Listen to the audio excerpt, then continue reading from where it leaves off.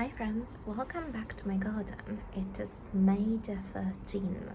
It's a beautiful calm evening and we are starting this tour on the back patio as typical. First things first, the hyacinths are long done flowering.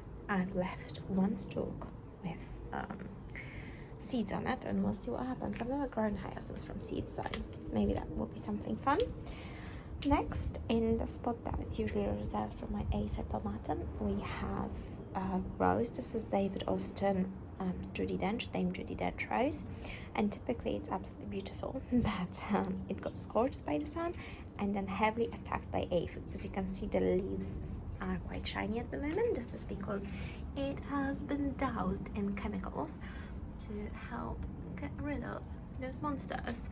Because it's been so warm and dry over the last week or so, after a very wet period, the aphids and ants are literally wilding out here. Wilding, you guys. Let's move over here. My lemon tree also got scorched, and this happened within literally a day. So I've moved her to a side, and it's reviving a little bit with some new leaves coming up, which is quite nice. It doesn't have any flower buds at the moment, but it does have beginnings of fruits here and there. Now, you might have noticed that the Acer is actually gone, the beautiful Acer Benimaica, and that's because I sold it. I'm trying to reduce the number of plants I have here in pots, and that's just what happens. Moving on, I have my lovely geranium. It's not blossoming at the moment. It again had some pest issues, but we're getting there. And we have my fig tree, which is also for sale if you want to hit me up. It dropped all fruit after I gave it some compost. Don't give fig trees compost, just a word of warning, but it will grow taller thanks to that. Then the cherry tree is looking good, aside from the one spot where it also got attacked by aphids. That spot is looking a bit better now though, but we shall have some fruit this year hopefully, unless the birds will come for it. Hopefully not. Underneath we have a fuchsia, which is slowly reviving. I might actually let it go at some point. Fuchsia never really does too well for me. And then our elderberry, I want to say, that also got scorched by the sun. It bloomed quite nicely, very small, very fine flowers, but it bloomed, so that's cool. Bay tree is looking lovely. And then randomly we have 3 different kinds of poppy here, then some tomatoes that need watering desperately, some eucalyptus. This is how baby eucalyptus looks like. This is baby blue, and that's how the stars look like if you're interested. Tiny little echinacea and some aubergine that I don't think will go anywhere. And then we have a variety of cucumberites and cucamelons, and the last pot just over here is for sunflowers.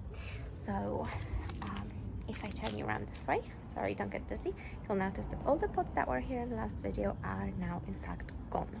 These are the pots that you've just seen. Everything's been either planted in or repotted or uppotted, or whatever needed to happen with it happened with it. The only exception is the nasturtium, which is starting to grow quite nicely. This will go at the front of the house at some point. Now let's turn around here. Some weeds, but mostly things that I wanted in here. I have some calendula getting started, tiny little starts. Now this part of my garden doesn't hold any water, which is tricky. The soil is absolutely atrocious, so we'll see how things go. Calendula generally is not too picky, but over here I have mint and oregano going for it, which is absolutely fine, and this yellow thing, which I kind of like, and a slightly battered geranium. This geranium is an absolute survivor. It got frosted, it got eaten by caterpillars, and here it is still blooming. Love that. And then in the spot there are some herbs, and you can see a little funny pad there. That's Egyptian mint. I'm quite looking forward to that, but I am not putting that in the ground. Now moving on to the beds, let's turn you back around. The herb bed is looking intense. Both the mizuna, which is here, and chicory, which is here, have now bolted. The mizuna you can eat bolted. Chicory probably not so much. I'll have to take that out, but it looks kind of fun. What bizarre looking plant, right? Next bed, the radishes are doing fantastically. Now, you notice that there are pellets everywhere. I have decided to quit temporarily fully organic gardening and put slag mold everywhere because the slags were just so intense. They're eating everything. Over here, sorry, we have rocket, then oak leaf lettuce, a couple of random beets just over there. Not much of a change here other than I need to take out those weeds at some point. And then right in those rows, it's carrots in between that one rocket, as well as a tiny bit of celery just over there. Now moving over here, the elephant garlic has finally come up. I don't really know what to do with it. It's absolutely tiny at the moment, and we're in May, for crying out loud. That's not good. Now my other garlic, on the other hand, yes, it's growing, but it's really rusty. This is inherent problem of growing in UK. Sometimes you get just so much water that rust and any type of fungi are just going absolutely crazy. But the positive here is that it is in fact still growing, and if you look carefully, it is starting to let out scapes. That means that it will be harvestable. This is hard-neck garlic, by the way. Soft-neck does not produce scapes. I love scapes, so hopefully they'll be good. But it means it's harvestable. And now that the weather has dried up a little bit, fingers crossed we'll get somewhere. I have started feeding it quite heavily as well because it was a little depleted, so fingers crossed for that beauty. And then this is my mixed bed. Not much going on here other than the magnolia has stopped blooming. The cat is enjoying himself. The other cat is also as well.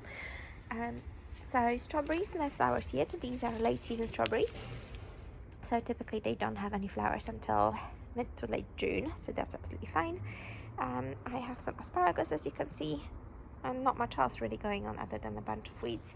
So let me take you right to the back of the garden and show you what's going on here, because things have been uppotted and it's always a bit interesting, isn't it? So these little tomatoes are betterlooks. They are in full sun during the day, which is a little bit of a problem. I don't have a shade cloth, they'll just have to get used to it, is the short of it. Then we have a lemon dream peppers. These are spicy peppers. Then a couple of cosmos, and then a sweet pepper, this one over here, but I don't have the name of it unfortunately. And then a couple of padron starts, and also another set of tomatoes. What are you called, friends? I cannot remember anymore, I'm sorry. But these are determinate tomatoes. And then we have two different squash over here.